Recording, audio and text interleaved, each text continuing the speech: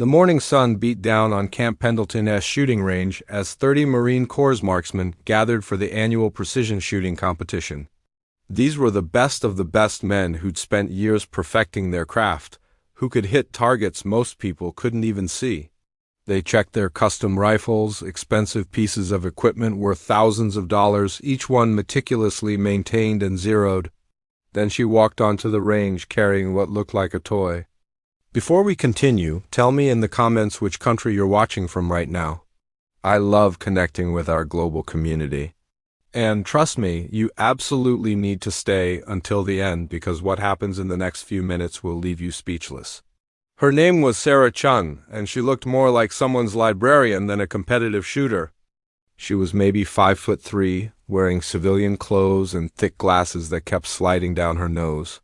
But it was her rifle that drew the stares and the laughter.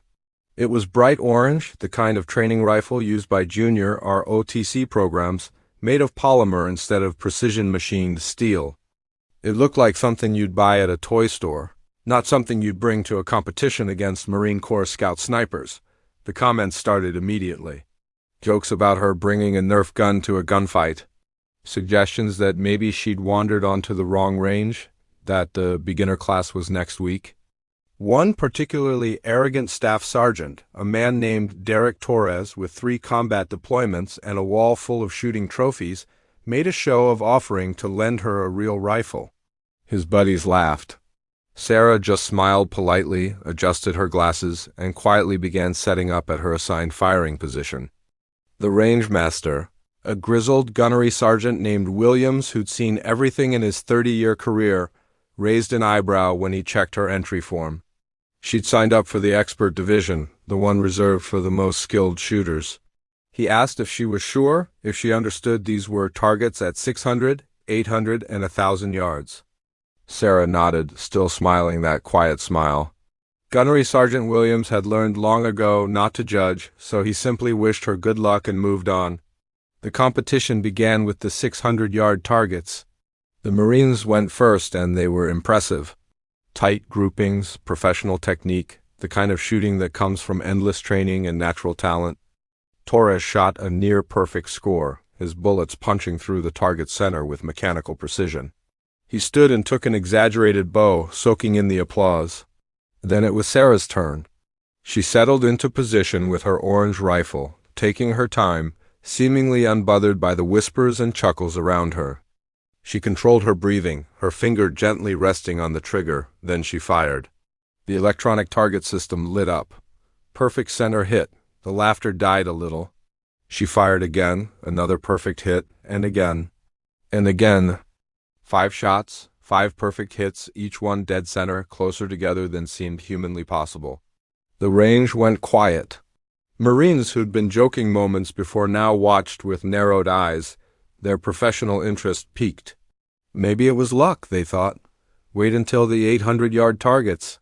That's where the real shooters separated from the pretenders. The distance was increased, wind conditions made it harder, and only the best could maintain accuracy. Now pause for just a second. If you're feeling the tension building, if you can't wait to see what happens next, do me a favor and hit that like button. It helps share incredible stories like this with more people. Because what Sarah does at 800 yards is absolutely unbelievable. At 800 yards, Sarah repeated her performance. 5 shots, 5 perfect hits, her grouping so tight you could cover it with a quarter. Torres's confident smirk had completely disappeared. He shot well, but his group was 3 times wider than hers. The other Marines stopped talking altogether. Some pulled out binoculars to watch her technique more carefully. What they saw defied explanation. She wasn't doing anything fancy, no special breathing techniques or exotic shooting positions. She was just fundamentally perfect, every single movement precise and controlled. Then came the 1,000-yard targets, the ultimate test. At this distance, you're not just fighting the rifle, you're fighting physics itself. Wind, gravity, temperature, even the Earth's rotation becomes a factor. Most of the Marines managed to hit the target, but their groups were measured in feet, not inches. Torres, despite his experience, had 2 shots miss completely. He was furious, convinced his equipment was malfunctioning. Sarah chambered her first round. The entire range watched in complete silence. She fired. The target registered a perfect center hit. 4 more shots followed, each one landing within inches of the others. When the smoke cleared, the rangemaster checked the electronic scoring system 3 times, certain there must be an error. There wasn't. Sarah Chun had just shot a perfect score at 1,000 yards with what everyone had assumed was a toy rifle. Gunnery Sergeant Williams walked over to Sarah's position, genuinely curious now. He asked if he could examine her rifle. She handed it over with that same quiet smile. It was indeed made of polymer, lightweight and unconventional. But as Williams looked closer, he realized this wasn't a toy at all. It was a custom-built precision instrument, designed by someone who understood ballistics at a level most people never reached. The orange color was deliberate, a test to see who would judge her by appearance rather than performance. Torres approached, his arrogance replaced by genuine confusion. He asked Sarah who she was, where she'd trained. She pulled out her credentials. Sarah Chun was a PhD in applied physics from MIT, specializing in ballistics and projectile motion. She designed weapon systems for DARPA, the Defense Advanced Research Projects Agency. The orange rifle she carried was her own creation, a prototype that compensated for environmental variables automatically.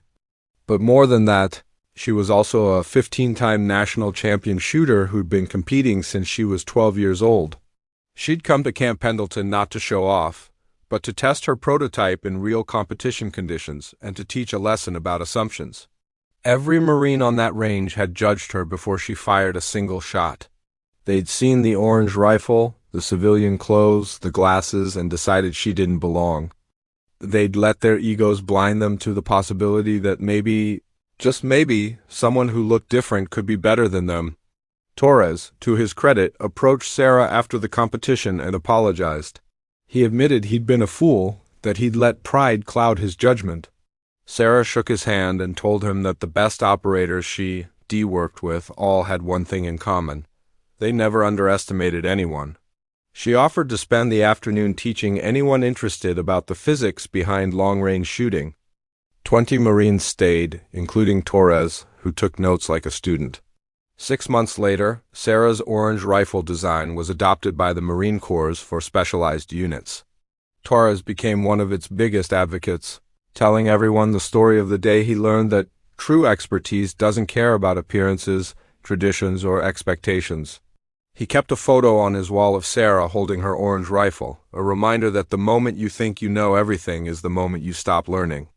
You know, excellence doesn't always look the way we expect it to. Sometimes it shows up in an orange rifle carried by someone who does and fit our mental image of what an expert should be. Sarah Chun reminds us that real skill speaks louder than any assumption we make.